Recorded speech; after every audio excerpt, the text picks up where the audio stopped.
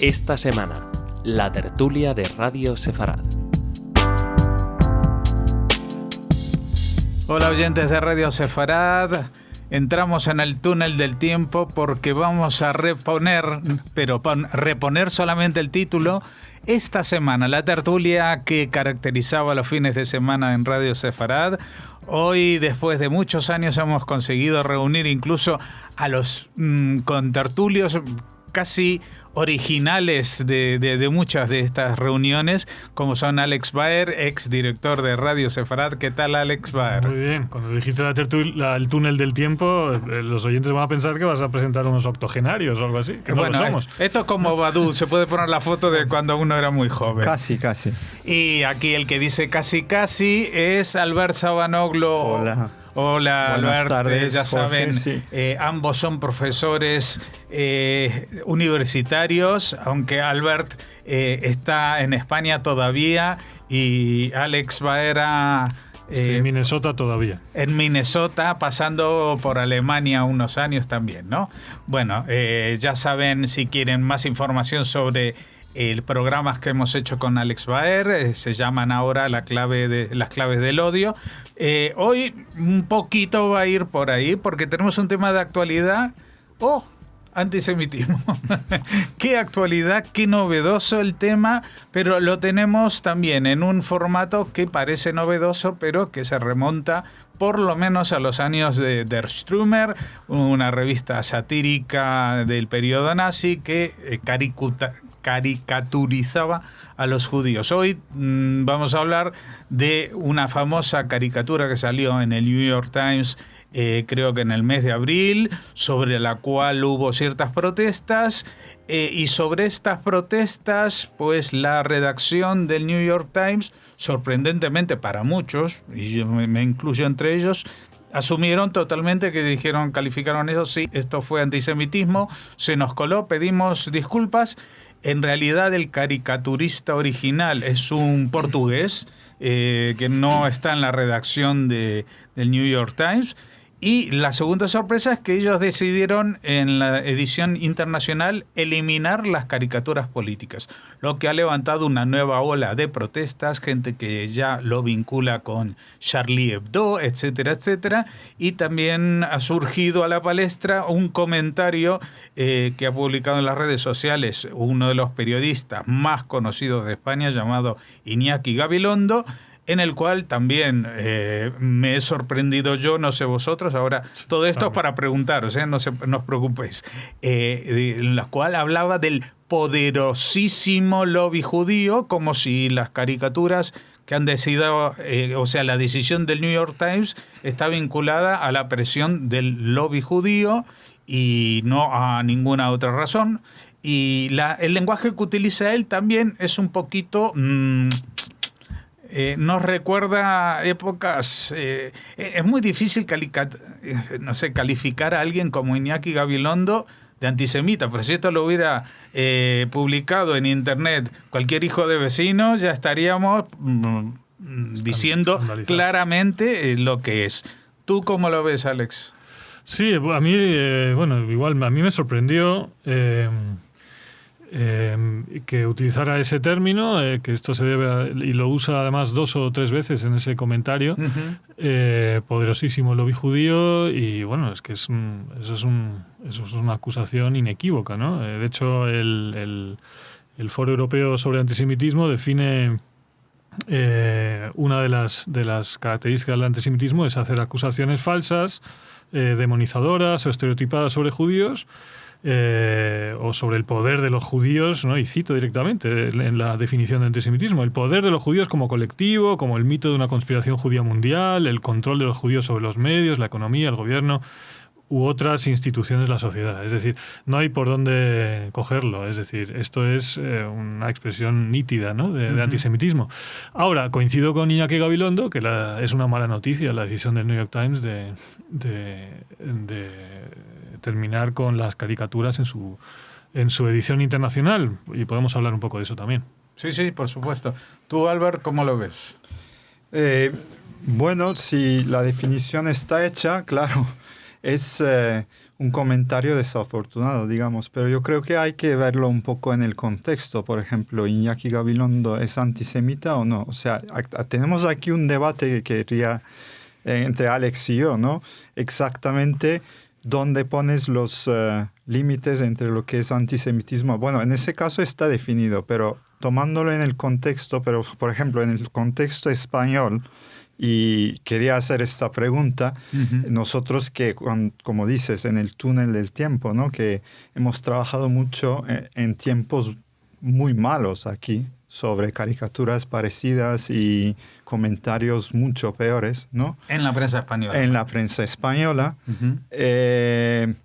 Yo veo una mejora muy tangible, ¿no? Pero claro, para decir estas cosas habría que hacer otro estudio y aportar pruebas y todo eso. Pero en ese contexto, un comentario así me parece como excepcional y no tan hiriente, digamos, que lo que sería hace 15 años. Donde era por más la ejemplo. norma, sí. Sí. Pero bueno, yo diría que a mí también por eso me ha sorprendido, porque es raro encontrar este tipo de comentarios tan evidentes y tan claros, donde no estamos hablando ya de una crítica a Israel, que puede ser exagerada o que puede ser... Eso es lo que a mí me sorprende, porque aquí el tema, digamos, el caso Iñaki Gabilondo, no es ya el tema israelí, que podría ser el tema de la caricatura. La caricatura aparece Netanyahu como perro guía de un Donald Trump Eso ciego. es antisemita, Sí, totalmente. vale.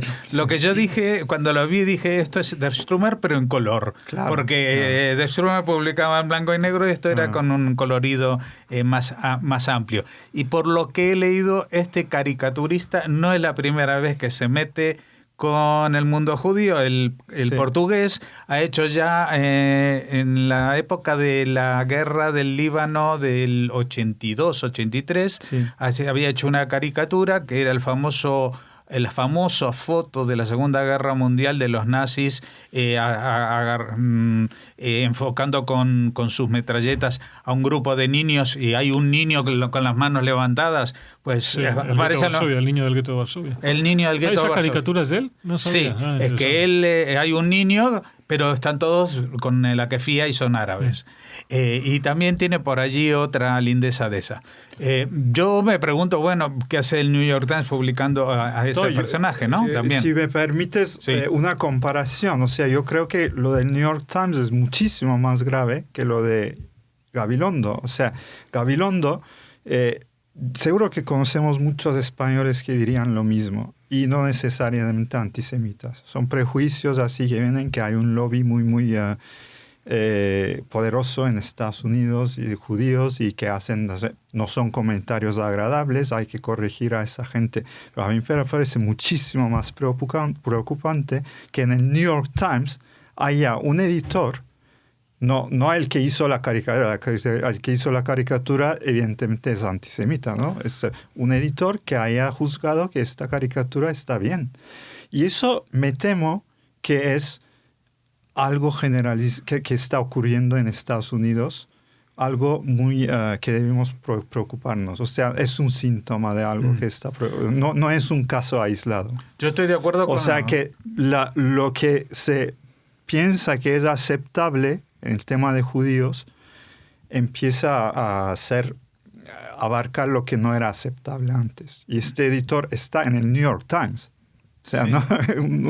un periódico. Pero es que Iñaki Gabilondo... No está en el Alabama News, ¿no? Sí, no, pero me parece muy bien la crítica que tú haces al New York Times, y me parece gravísima. No es al New York Times. Estoy diciendo que es un síntoma de algo que está cambiando incluso en Estados Unidos. Vale, ahora hablaremos de eso, pero yo no entiendo en qué desmerece el tema de Iñaki Gabilondo. Es decir, un periodista con la trayectoria de él, que justamente sale al defender el New York Times porque es una persona que lee la prensa extranjera, que sabe lo que son las situaciones, que ha estado incluso aquí en España muy cercano a temas como la lucha contra ETA, las cuestiones de legalidad institucional de algunos partidos. Bueno, lo que sorprende es que sea ignorante con respecto a ese tema, hasta tal grado como para reproducir un cliché como el que ha... Por eso digo, porque en otro caso, sí. Si es un becario que está trabajando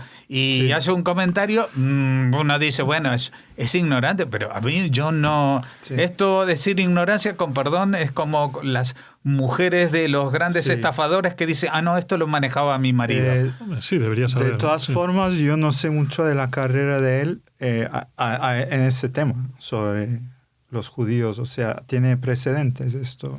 De no sé. Anti-israelí o... No sé, pero el comentario no es anti-israelí, es anti-judío. Sí, totalmente. Lo que es que nosotros siempre lo hemos hecho, ¿no? Cuando estábamos en Gesser, cuando hacíamos análisis de caricaturas, intentamos, ¿no? Para hacer un análisis así que sea riguroso y que sea objetivo, queremos separar la crítica a Israel del antisemitismo. Es decir, lo que hacemos es no... es decir, que la crítica al uso de estereotipos antisemitas en las críticas a Israel o en las condenas a Israel, lo cual no significa que las condenas, incluso en esa viñeta, puedan ser acertadas o legítimas.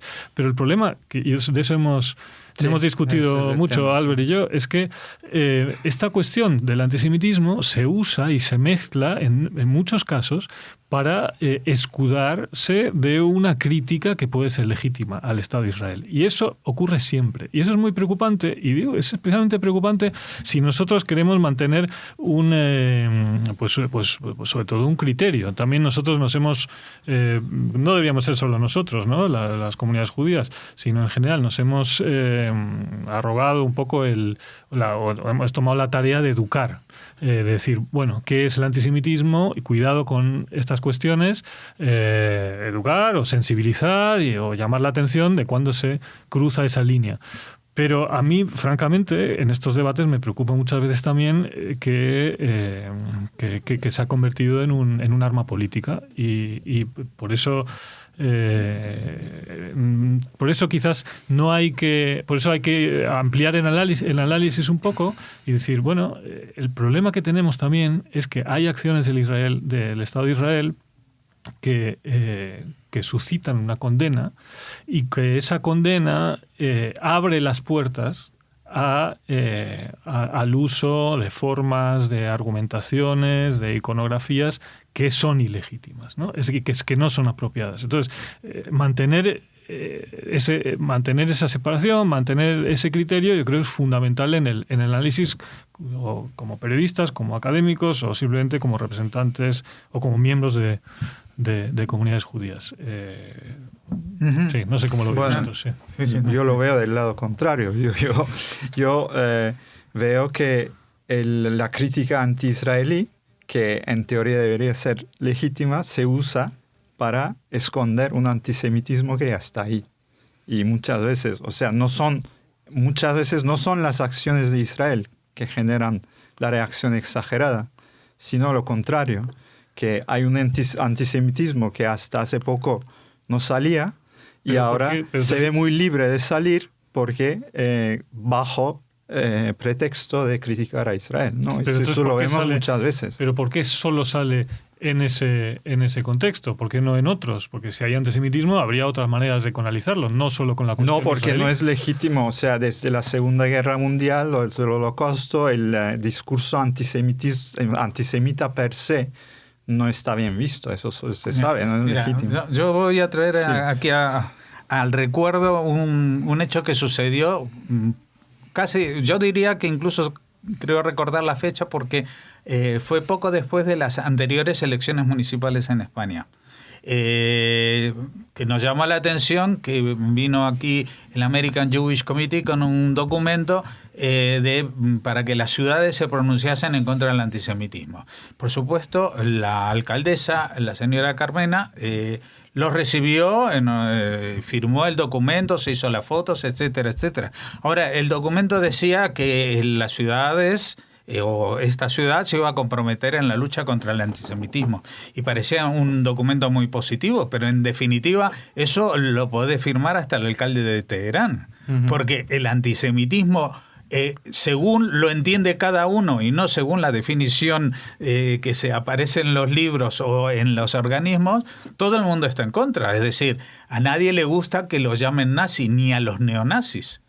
Es decir, es porque se ha convertido en una palabra que descalifica. Pero las acciones antisemitas sí que son muy habituales. Yo, respecto a lo que decías, que las críticas a Israel son perfectamente legítimas en la prensa y en todos los organismos, etcétera, etcétera. Pero yo, cuando estamos hablando ahora, por ejemplo, de caricaturas, evidentemente en Estados Unidos todos los días hay miles de caricaturas sobre el presidente Donald Trump. Y en el mundo hay miles de caricaturas sobre la posición de Donald Trump. Pero, excepto en algunos países árabes, no aparece Donald Trump como el tío Sam con la bandera de Estados Unidos. Es decir, no se atribuye a las acciones de Trump la responsabilidad de los americanos. Cosa que hace tiempo era así. Pero en cambio, en el caso de los israelíes, la responsabilidad es de los judíos. Eso es lo que yo veo, que el símbolo que ponen ni siquiera es la bandera de Israel, sino la estrella de David. En esa caricatura del New York Times. Bueno, pero ahí estamos de acuerdo en que recurre pero ¿y en otras caricaturas tú no lo ves eso? Pero, bueno, habría que mirarlas. Habría que verla una por una. Lo que pasa es que también, o sea, quizá hay que, o sea, vamos a ver.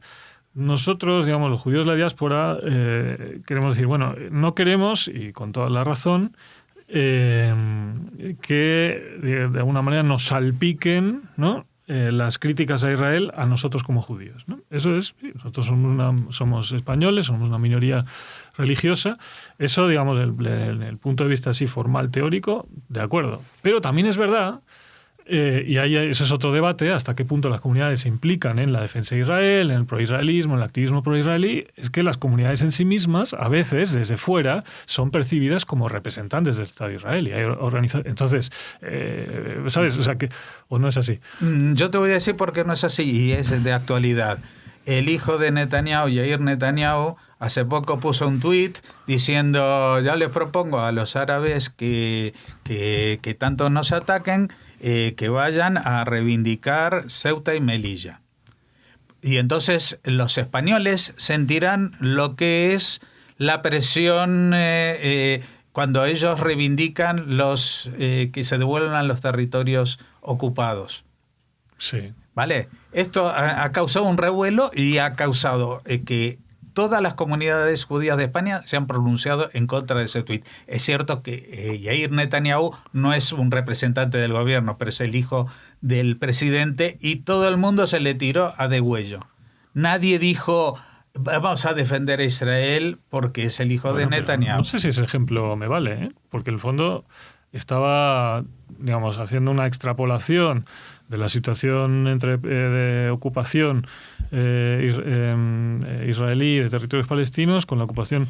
Es decir, él, digamos, no entiendo muy bien qué me quieres decir. Lo que quiero decir, bueno, lo que él decía allí era como que España también era, según esa calificación, una potencia ocupante en un territorio o colonizante o lo que sea, y ninguna de las comunidades judías de España aceptó esa calificación, defendiendo que Ceuta y Melilla son parte de España y que no tienen son un territorio ocupado. Y no son todo un territorio ocupado. Sí, ¿vale? Es correcta esa respuesta, ¿no? Es correcta la respuesta, pero lo que digo es que no salieron a defender lo que decía el hijo del presidente de gobierno de Israel. No se trata de salir a defender cualquier cosa que diga alguien de Israel. Bueno, en respuesta a lo que dijo Alex, no respuesta, pero comentario, es verdad que una persona normal que no sepa mucho de estos asuntos tenga una confusión en su mente, ¿no? Por ejemplo, hace muy poco me quedé muy sorprendido porque es una persona que bastante con educación y todo, educación en el sentido de un compañero mío del cole me preguntó si me sentía más judío o turco, más como pro-Israel, y una pregunta vaga así, como tú decías, ¿no? Una confusión de conceptos, ¿no? Hasta él me lo pregunto. Pero realmente, para una persona normal, esta confusión puede ocurrir, pero hay que distinguir cuando esto se hace a propósito. O sea, por ejemplo, voy a dar el ejemplo de tu congressman de Minnesota, ¿no?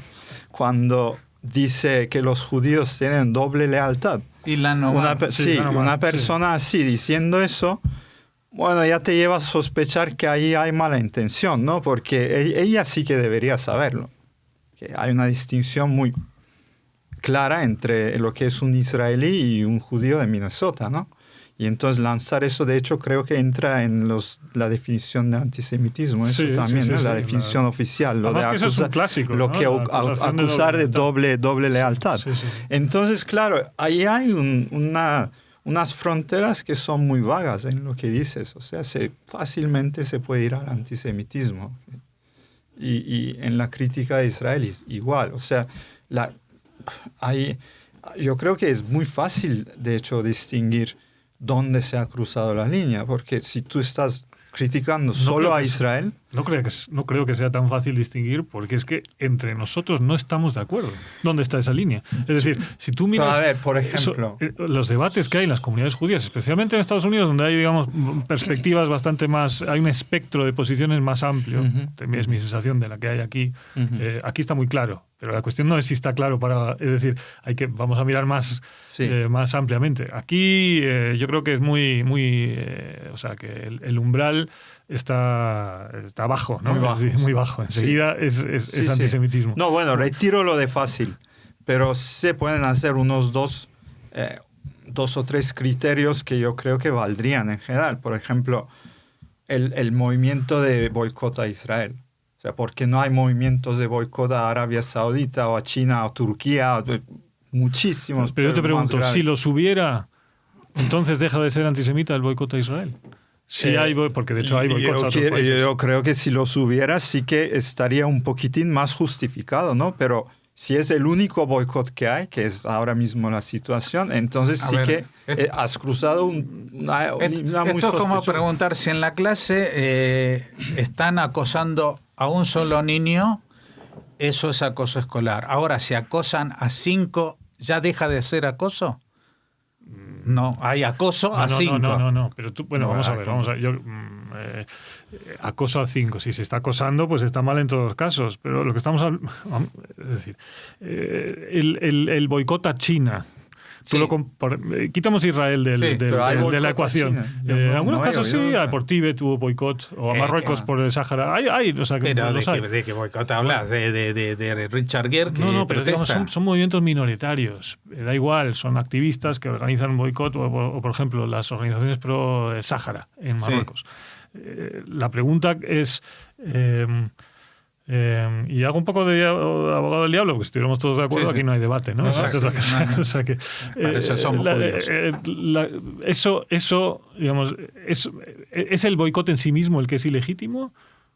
¿Os pregunto? No, yo lo que creo que subyace... O sea, boicotear a un país... No, yo creo que lo que subyace en todo esto es el tema del doble rasero. Es decir, cuando a todos se les juzga de una manera y a uno se les juzga de forma distinta. El doble rasero pero entonces eso se ve en muchas cosas. Y en el boicot es eso, porque estamos hablando, si hubiera una ley internacional, unas Naciones Unidas implacable, que a la menor variedad o violación de los derechos humanos actuara, y entonces se boicoteara, por ejemplo, que Arabia Saudita no pudiera pertenecer al Consejo de Naciones, el Consejo General de Derechos Humanos, o presidirlo, etcétera, etcétera, por la violación. Si hubiera un orden tan estricto, entonces yo lo entendería, por lo menos. Sí. Ahora, yo no creo que, a diferencia de lo que dices tú, entiendo que en Estados Unidos pues hay tantos millones de judíos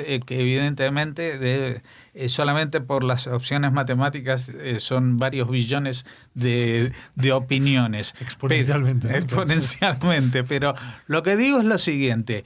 Si aplicamos la definición de la de la, no me acuerdo, la FAO, ¿cómo se llama? Esta Federación de Comunidades Europeas. Bueno, la definición de antisemitismo... Sí, el Foro Europeo contra el Antisemitismo, creo que es. Eso ¿no? es, el Foro Europeo... Es que ha cambiado de nombre, no sé cómo exacto, bueno, que hay una definición que dice que no, ni siquiera, a veces asombra, porque dice, ni siquiera hay que ser judío para sufrir antisemitismo. Es decir, a veces sí. que castigan a alguien por tener simpatías con los judíos o con la causa judía, como alguna vez vi en la televisión que le decían a Pilar Rahola, tú eres sionista, una cosa como diciendo...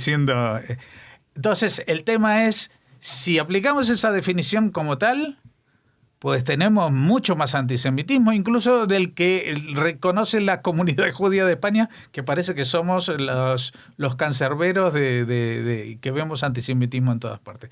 Porque si vamos a la definición estricta, lo que contaba Albert, lo que dice Ilhan Omar es antisemitismo, lo que dice Iñaki Gabilondo es antisemitismo, y sin paliativos, es decir, uno no es... Perdón por la radicalidad, pero uno no puede ser medio antisemita, como no puede estar medio embarazado. Pero es que volvemos, bueno, no sé, Albert. No. Bueno, Albert al principio decía la cuestión si es... Yo no sé si esa pregunta nos lleva muy lejos, si un individuo es o no es antisemita, porque eso estamos hablando como de disposiciones psicológicas o vete a saber, o cuestiones del carácter. Yo creo que lo que hay que determinar es si las afirmaciones, las expresiones o las viñetas son antisemitas o no. Entrar en hablar del individuo es que no nos lleva a ningún lado, porque no sé, es una caracterización así. Pero si es un individuo que reitera en sus acciones, esto pues por es lo un individuo menos... que reitera expresiones antisemitas y no es preocupante. No es un delito de odio, entonces. No. Los delitos de odio se juzgan en base a lo que se ha dicho o hecho, no lo que se ha pensado o lo que si el individuo es tildado de una cosa o no. No, tildado no. Si se demuestra que ha tenido actitudes o ha puesto en marcha acciones que incitan al odio, pues es un delito, sí. Pues es un delito. El hacer caricaturas antisemitas no es una incitación al odio. Habría que ver en el Código Penal y no lo tengo delante. Eso ni los jueces lo saben cómo aplicar. Pero bueno, el antisemitismo puede ser un agravante, ¿no? En un tipo de... Por eso digo que está bien que hay que analizar caso por caso y que esto que lo otro, pero cuando es una actitud reiterada y sistemática, yo creo que eso ya constituye un delito y hay que, en ese caso sí que merece el epíteto de antisemita.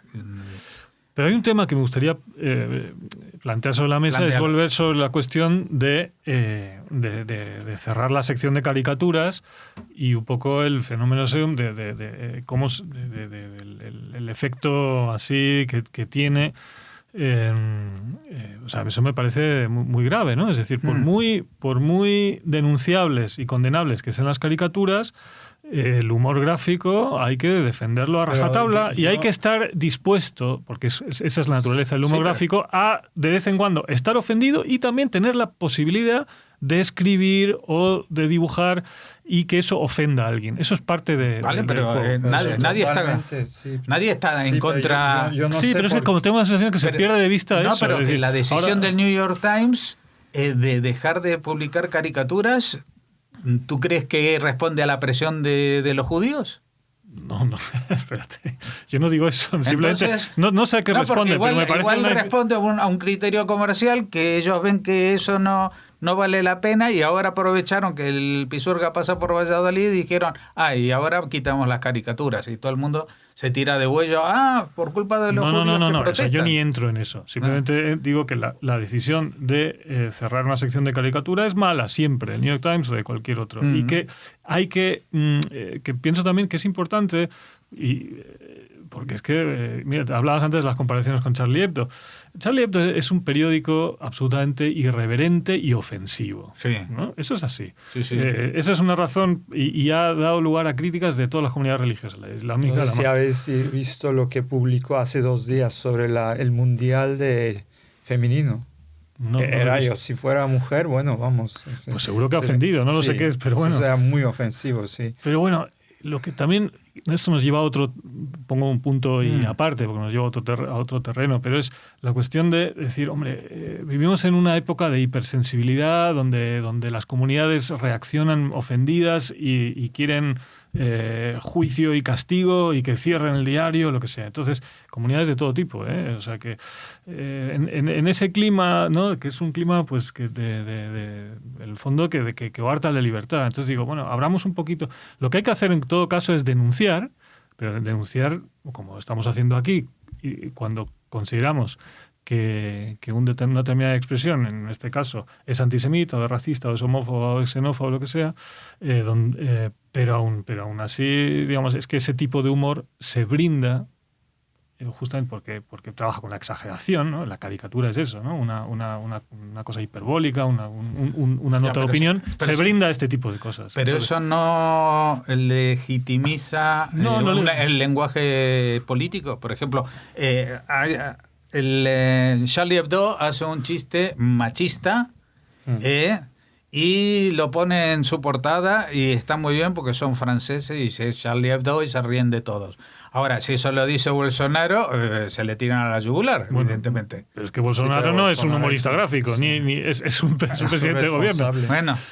Es que es el género. El género de humor gráfico. Es como decir que en el género este alemán del cabaret político o del... No sé aquí cuál sería. O sea, son géneros que son... Sí, la sátira política. La sátira política, sí. No, o sea, por ejemplo, aquí en España está el intermedio que siempre se mete, pero se mete más con unos que con otros. Cierto, y lo mismo pasa en Israel con Gava Umá, un programa que a mí me gusta mucho y que se mete mucho con Netanyahu y con sus ministros, ¿no? Pero tienes razón en eso, Alex, pero queda por ver por qué lo han hecho. Eso me sorprende realmente. Sí, no, ahí se les coló no sabemos las razones. Sí, y habría que verlas. Sí, pero es sorprendente, pero por una caricatura...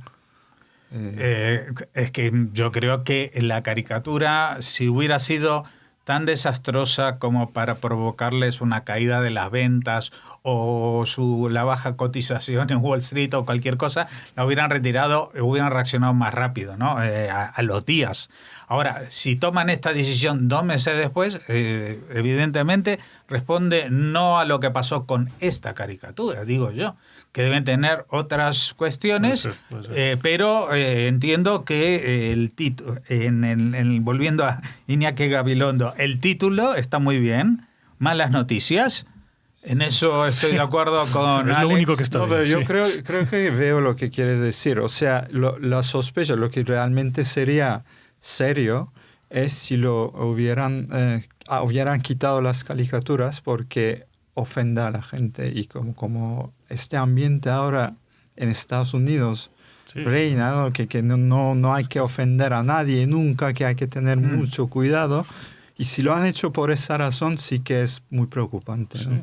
Porque es un clima opresivo. Bueno, yo me recuerdo haber hablado contigo, Alex, de por ejemplo, por qué en Estados Unidos a los atentados yihadistas no se dice yihadista y no se dice islamista, porque está prohibido identificar a la autoría individual de cualquier delito con una clase, un color, una religión o lo que sea. Pero lo que lleva a esto es a decir que, no sé, es como que quitarle no solamente el peso político que pueda tener una caricatura, sino no entender de qué va la cosa. Es decir, la caricatura ofende no porque se vea a un perro conduciendo a un ciego, sino porque estamos hablando de un judío, identificado como judío, conduciendo al presidente de Estados Unidos. Es decir, ahí... La creo que no la caricatura identificación ofenderá a diferentes gentes por diferentes razones. Esa es la razón por la cual nosotros la definimos como antisemita. Ahora, es posible que las reacciones hayan sido muy distintas y que la cuestión de Israel, pues también a muchos les haya parecido que es una crítica que no es de recibo. Y quizás sí lo es, ¿no? Albert, una palabra de resumen o de final, porque desgraciadamente esta semana no puede durar una semana como debería. No, bueno, por lo de... No, yo diría que también eso, volviendo al tema de que todo ahora se considera ofensivo, eso crea una reacción también, y yo creo que está en las bases de por qué se ha elegido a Trump y todo eso, Sí. porque crea una reacción y de gente que está harta de que no se pueda decir tal cosa, o no se puede decir lo otro y todo eso, y van al otro extremo. Supongo, bueno, es una sospecha, ¿no? Y luego el otro tema, yo creo que sí que se necesitaría una semana para debatirlo, de dónde está el límite de la crítica a Israel y lo del antisemitismo. ¿Solo una semana? Sí, bueno, llevamos años aquí debatiendo eso, ¿no? Claro. Pero... Y seguiremos debatiendo, que Sí. eso es un poco, pero Alex, también unas palabras de cierre, de resumen, que es muy difícil, porque tampoco nos hemos centrado mucho. Bueno, el tema es complejo. A mí, francamente, quizás volviendo a la cuestión, ¿no? Yo, viviendo en Estados Unidos y tomando un poco de distancia, pues por un lado eso, tener lo que ha dicho Albert ahora, de la necesidad de abrir la mano con respecto a las cuestiones de las ofensas. Suena raro, ¿no? Una radio comunitaria, una radio judía, lo que hacemos es, ¿no? Lo que hacéis o hemos hecho es siempre denunciar. Pero bueno, en fin, parte del debate implica, el debate abierto, de la libertad de expresión, implica que a veces los umbrales de lo tolerable se transgreden, se denuncian, pero esa esfera pública tiene que seguir abierta y tiene que seguir libre. Eso es lo que pienso. Y nosotros creo que no podemos, como dicen en Estados Unidos, play both sides of the fence. Es decir, no podemos, por un lado, reclamar libertad, como decías tú, con la de expresión para decir determinadas cosas, como por ejemplo terrorismo yihadista, y luego coartar esa libertad en cuanto tocan algo que nos es en lo que somos más sensibles. Es decir, creo que tenemos que ser coherentes. Bueno, esto, como digo, tendría que ser una tertulia mucho más larga y mucho más prolongada en el tiempo, pero me parece que, primero, por limitaciones de tiempo hoy, ya se va a acabar. Y tengo entendido, Alex, que tampoco vas a estar mucho por España ya. Ya se ha pasado... En un mes me vuelvo a tierras de Trump y la Nomar. Pues nada, que te sea leve. Que te sea leve, Albert. Contigo seguiremos contando aquí defendiendo el terreno patrio. Sí. Pues muchas gracias a los dos y a los oyentes que nos han escuchado durante todo este tiempo.